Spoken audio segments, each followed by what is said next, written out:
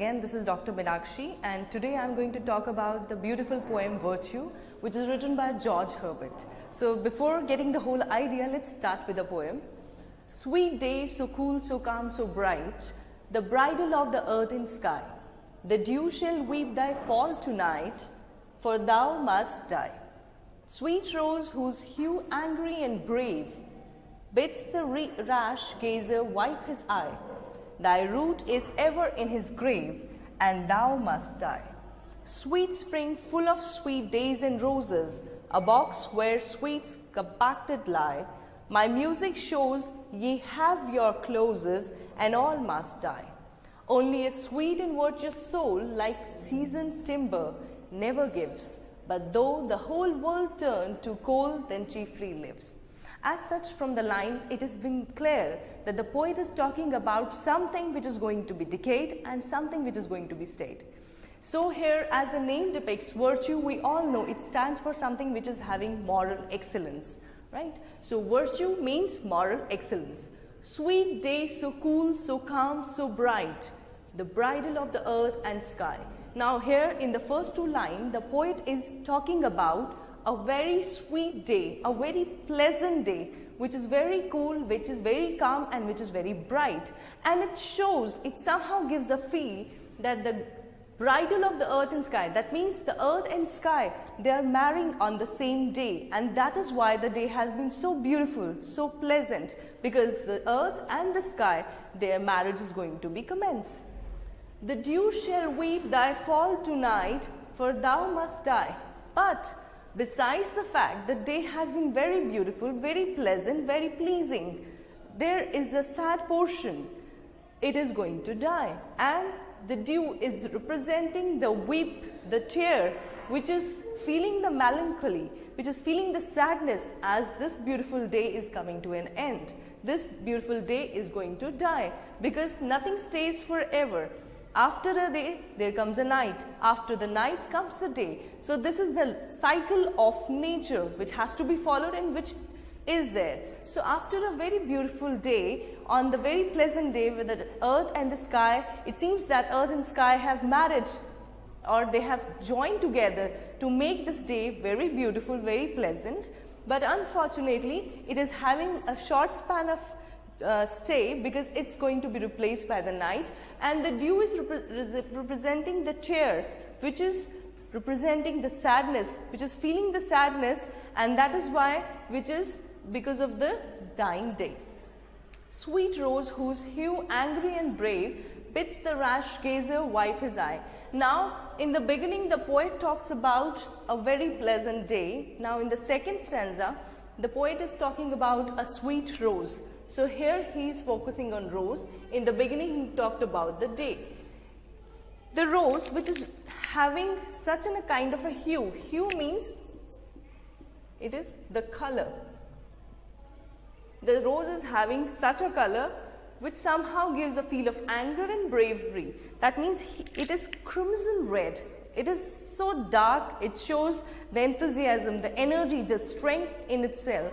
So that beautiful sweet rose, whose color is very vibrant, it is very much energetic, bids the rash gazer wipe his eye. That means its color is so powerful, its color is so effective, it's so dark that the gazer who gazes or who puts a constant eye, rash gazer, who puts a constant eye on that flower will definitely get a tear in his eye. Thy root is ever in its grave, and thou must die. The root of that beautiful flower, it is obviously there in the soil, and when the flower is going to die, it is also going to be in the soil. So somehow this line is symbolic. It represents thy root is ever in its grave. It is already having, right from the first day, it's having its roots rightly there in its grave. And thou must die. So in this stanza also the poet is representing that although the rose is very vibrant, very colorful, it is having it is representing all the kind of energy and enthusiasm, but besides that fact, this beautiful enthusiastic flower, it is also going to die. That means this beautiful flower is also going to have a time where it is going to end. Then comes the spring, the another one in the another stanza. Sweet spring full of sweet days and roses, a box where sweets compacted lie. My music shows ye have your closes and all must die. Here the poet is talking about sweet spring, which comes after a season where everything, every flower, everything in the nature has lost its beauty. And in the spring season, we can see how that beauty is again regained. So everything, everywhere we put an eye, we see green, lush green forests are there. We see beautiful flowers, buds growing all over. So the nature at its best in terms of beauty during the spring. So at that time, during the sweet spring season, which is full of sweet days and roses, that means everywhere you'll see the beautiful flowers, lush green forests and grasslands everywhere growing and enhancing the beauty of the nature.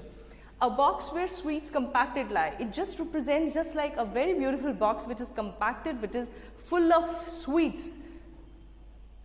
My music shows ye have your closes and all must die. And my music, this composition, it proves that that beautiful time is also going to fade away. That's also going to pass away very soon, because it is a universal truth. This is the reality of nature, that all must die. Everything has to come to an end. Nothing is permanent in this universe. Only a sweet and virtuous soul like seasoned timber never gives, but though the whole world turn to coal, then chiefly lives. Now in the last stanza, the poet's idea has been transformed thoroughly. In the first three, we have seen he has talked about such things and such phenomena which were very beautiful, very pleasant, and very much attention capturing.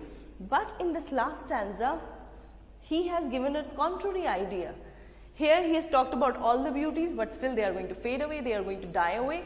But in the last stanza, he is talking about a sweet and a virtuous soul. Now in the beginning of the poem, I talked about the concept of virtuous, or the word virtue, which stands for moral excellence. Now here the poet is talking about a soul which is sweet and virtuous, that means which is morally very excellent, which is morally very uplifted. That kind of a soul is very sweet, and that kind of a soul is compared here by the poet like the seasoned timber, which never gives, but thou the whole world turn to coal. The seasoned timber, it is again a symbolic kind of a thing. We very well know that a seasoned timber cannot be burned. Even though surrounding area is covered with something which is burning, still this timber is not going to burn. So somehow this virtuous soul, sweet and virtuous soul, is compared with the seasoned timber, which is having a property that it doesn't catch fire, although it is kept in fire. All the surrounding timber or the wood is burning, but still this timber, seasoned timber, will not catch fire.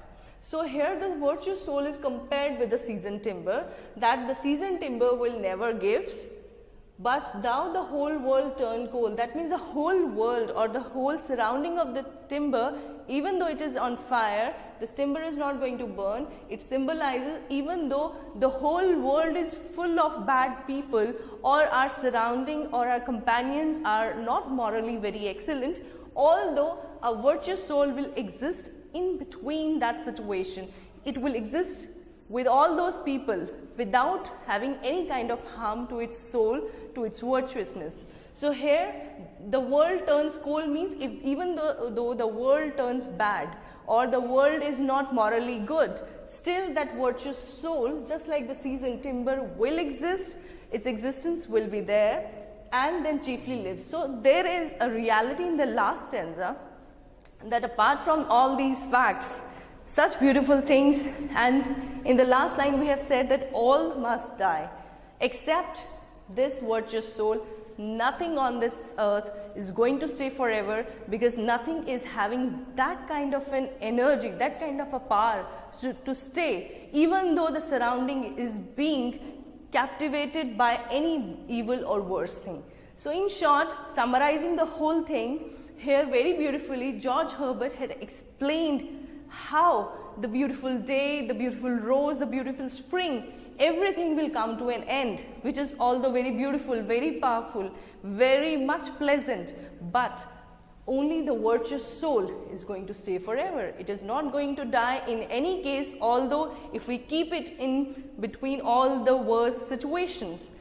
So that's all the idea promoted by George Herbert in the form of this beautiful poem, Virtue. That's all. Hope it's clear. Thank you and have a nice day.